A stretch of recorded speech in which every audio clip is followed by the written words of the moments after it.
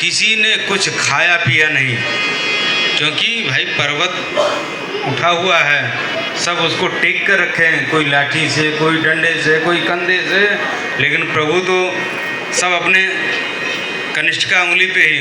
कनिष्ठिका उंगली का मैंने बताया कि चाहे वो रामावतार में सुग्रीव का सहयोग किए हों, यानी कि भगवान का मानना है कि सबसे कमजोर व्यक्ति का सहयोग करेंगे तो सबसे बलिष्ठ हो जाएगा। भाई बाली के भाई तो समर्थन कर सकते थे, बाली का भी कर सकते थे, दोनों भाई ही थे, कोई अलग नहीं थे। कोई अलग होते तो कहा जा सकता है, दोनों भाई थे। भाई वहाँ राज्य सत्ता पे था, बाली बलिष्ठ था, उसको था इतना बल कि सामने वाले को देख ले तो आधा बल उसमें समाहित हो जाता था। तो भगवान हमारे मर्यादा पुरुषोत्तम श्री रामचंद्र जी चाहते तो उससे भी सहायता मांग सकते थे, कह सकते थे, ले जा सकते थे, लेकिन उन्होंने नहीं। उन्होंने सबसे कमजोर जो सुग्रीव को भगा दिया गया था, जंगल में, पर्वतों में, नदी किनारे, गुफाओं में रहता था, उसका उन्होंने सहयोग लिया। ऐसे ही अंगुष्ठा का भी अपना महत्व है, बहुत बलिष्ठ होता है, चारों पांचों उंगलियों को अपना महत्व है, लेकिन कनिष्ठिका का जो है कोई महत्व नहीं होता है, किसी काम में नहीं आता है। तो भगवान ने उसे कहा, कनिष्ठ तुम्हें क्या चाहिए? कहा प्रभु आप जिस पे कृपा बरसा दो, उसे क्या चाहिए?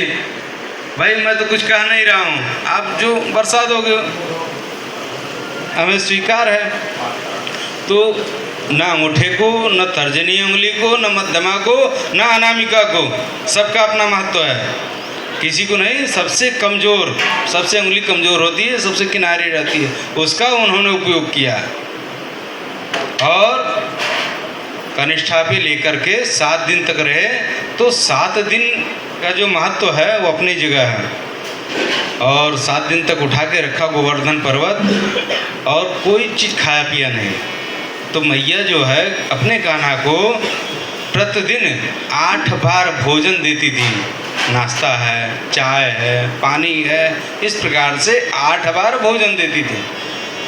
और 7 दिन तक उन्होंने कुछ खाया नहीं, तो 8 सते 56, 8 दिन 8 प्रहर का जो है 8 बार देते थे, और 7 दिन तक, तो 7 से 8 का जो 8 सते 56, तो वह 56 प्रकार का भोजन एक साथ उन्होंने दिया, एक साथ, ताकि आप जो है ग्रहण कीजिए। गोवर्धन के रूप में वही हमारे कन्हैया जी भोजन किए हैं, 56 भोग वहीं से प्रारंभ हुआ है।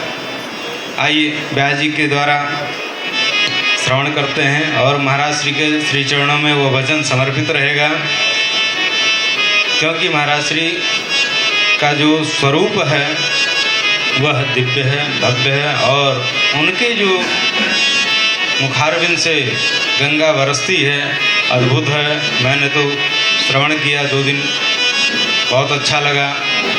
महाराज श्री दिव्य वाणी का प्रयोग करते हैं, इससे आप लोग सभी करतल ध्वनि का उद्बोधन करते हैं।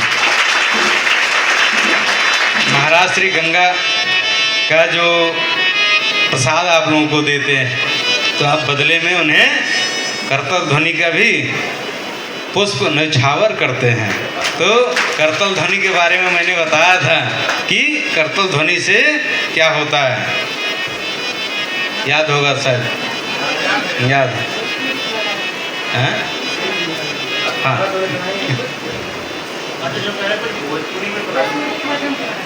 अच्छा अच्छा, हम व्यास जी से कहेंगे भाई भोजपुरी के भजन हो जाए तो बहुत अच्छी बात है। भोजपुरी के ये मास्टर हैं हमारे रमेश बाबू जो है, ये बहुत अच्छा गाते हैं। हाँ सब कुछ एक ही है।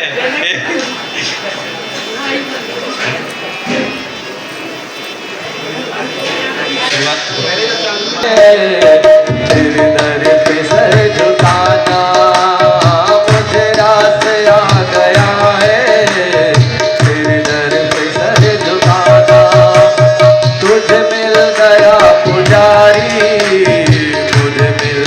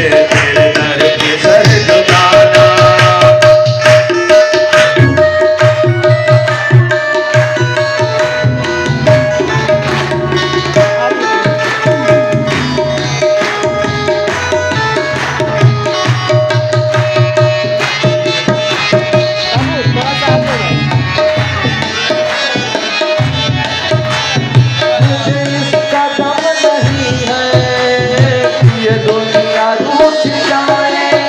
मुझे इसका दम नहीं है, ये दुनिया रूठ जाए। मेरी जिंदगी के मालिक कहीं तुम न रूठ जाना। मेरी जिंदगी के मालिक कहीं तुम न रूठ जाना। मुझे रात आ गया है,